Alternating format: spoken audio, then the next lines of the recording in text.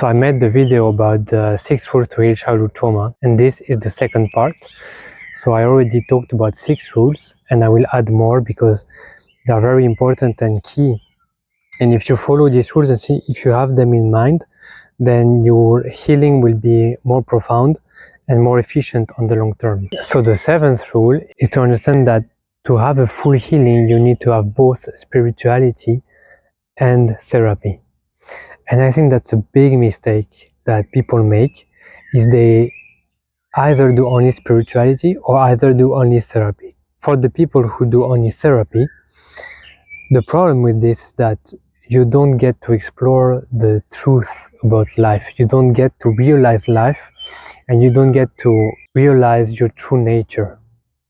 And so even though you can heal your trauma with the therapy, you will not use your traumas as an opportunity to really live a true life, a deeper life, a life of unity, of profound peace and bliss. And so you will find yourself doing good work, but also forgetting about a very important part of human life, which is the spiritual aspect.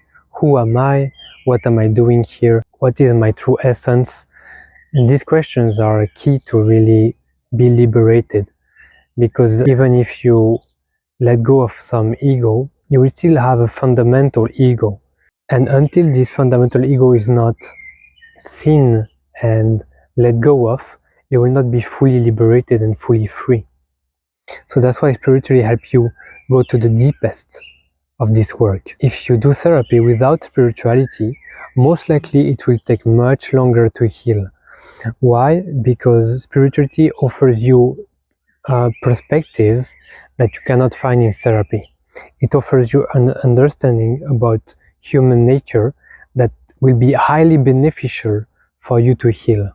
Because spirituality is interested in the core of what is being a human and what is the universe. So for example, when you're into spirituality, you will practice yoga or meditation with a sincere desire to understand reality and to awaken. And because you do that, then you will go deeper and deeper into understanding how your mind functions.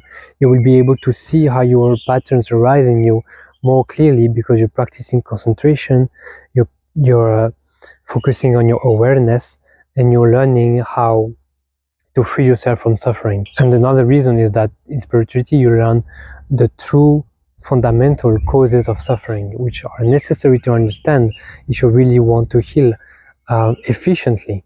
Okay, if you do therapy but you don't understand what are the causes of suffering, but you still have a blind spot, you still have things that are not clear, that are preventing you from doing your therapy sessions more efficiently and moving better on your journey. For example, a lot of people, they rely on their therapists and they think that their therapist will heal them, when they actually have to do the work.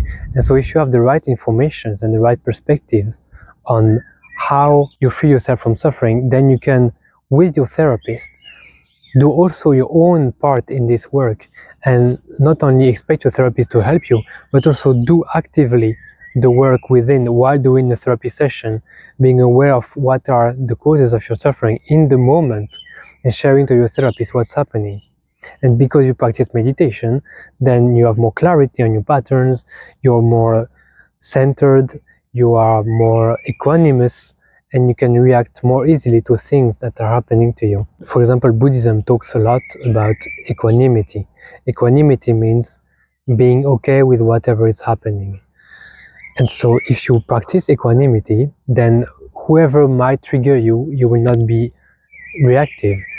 Whatever the situation is, you will not be reactive. And so that's why the spirituality is super important. On the other side, if you do only spirituality but without therapy, then you will most likely create an inflated ego that has a lot of shadows, unhealthy patterns, because you have not resolved them through therapy. And that's the danger of doing only spirituality, is that you will use spirituality as a bypass to avoid your suffering instead of actually healing it and resolve your issues entirely. Because you can be awakened, you can be very conscious human, and at the same time have very unhealthy patterns that are negative for people around you and for society. That's why sometimes you can hear in the news spiritual teachers abusing their students or committing sexual abuse, is because if you don't have the resolved shadows but you're awakened, then you're not integrated fully as a human, and that's not what we want. We want to be both integrated, healthy, and spiritually awakened. And spirituality is very tempting, it's very easy to go beyond your problems and being stuck in a higher state and never actually embodying fully your healing, so that you're really here on earth with everyone and you're actually in your day-to-day life with all humans, you're radiating this healing to them and you're showing another way to them, instead of being like this high state junkie who is only searching for dopamine hits and blissful hits without actually being relaxed into his realization. The 8th rule is always seek to be less, not more. Okay, so that's the trap of the mind. It will make you believe that in order to heal, you need to do more things, more yoga, more practices, more therapists, meeting more people, being more compassionate, being more kind, being more of everything. That's a trap. That's the ego, okay? And if you stuck in this trap, then you will be in an endless search for healing, because you will basically believe that in order to heal, you need to do more of something, or you need to be more something. And this can create such a disaster of actually always feeling not good enough. But actually, the truth is, healing is about doing less things. How can you be less reactive? How can you be less hard on yourself? How can you be less egoic? How can you be less pretentious? How can you be less dishonest? And it's much easier to navigate the healing by searching how to be less than to be more, because when you're focused on how to be less, you're letting go of what's not necessary. You're letting go of all the garbage. Whereas if you're trying to be more, you create so much tension in your body and in your life, and so much pressure, that you can't find that place of relaxation that is necessary in order to heal. If you try to be less and just drop the idea, just be less, just gently pay attention to your breath, and that's all you need maybe sometimes. Then healing is more simple, it's more easy, and there is more hope, because there's not this whole pressure and this whole thing where you make it such a big deal in your life. You know, how can you be less, how can you have less attachments instead of more things to do? How can you have less desire instead of more desires in all directions with everything and everyone, you know? And that way you will see clearly, because when the mind has less, the mind is calm, and when the mind is calm, you can see through the mind. The next rule is find the belief and you find the problem. Very often, when you're in a very difficult place with a very challenging states of being, sometimes it can be linked to only one belief. And that's the craziest part, is that your worst moments can only come from one belief, one limiting belief.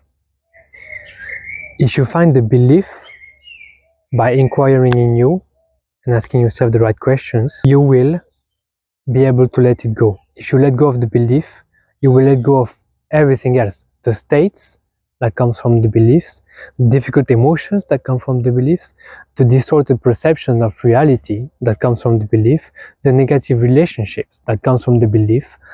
And so that's why sometimes people have the same patterns for years, just because they have only one belief that they believe in that is making their life look like this. So for example, someone will meet only people who are mean people and bad people only because they believe that they deserve it.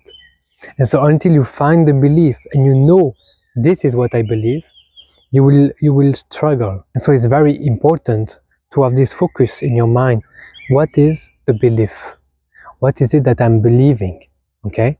And the mind is very good at pretending and hiding and make you see in all other directions than actually was there. The question to ask yourself is, from what belief are you operating right now? What are the beliefs? Write them on a paper. What are they? Is it I am not worthy of living? Is it people are always mean to me? Is it there's something wrong with me? Is it so find that core belief. This is the true deep inner work, is to find that core belief and learn how to deal with it for real and actually break free from it. So that's deeper than just managing your emotions. You can manage your emotions, you can do yoga for 3 years to regulate your shame. But until you let go of the belief that creates the shame, then the shame will always be there. And so you're trapped in this endless cycle where instead of going deeper, you're stuck in the surface because you think that the first step is to deal with your emotional issues, when actually the first step is to let go of the belief. Because that the emotional issues come from the belief. They arise because of the belief. Shame arises because you think there's something wrong with you. Shame arises because you think that you don't deserve being with people. Okay, so instead of working on your shame, work on the belief first.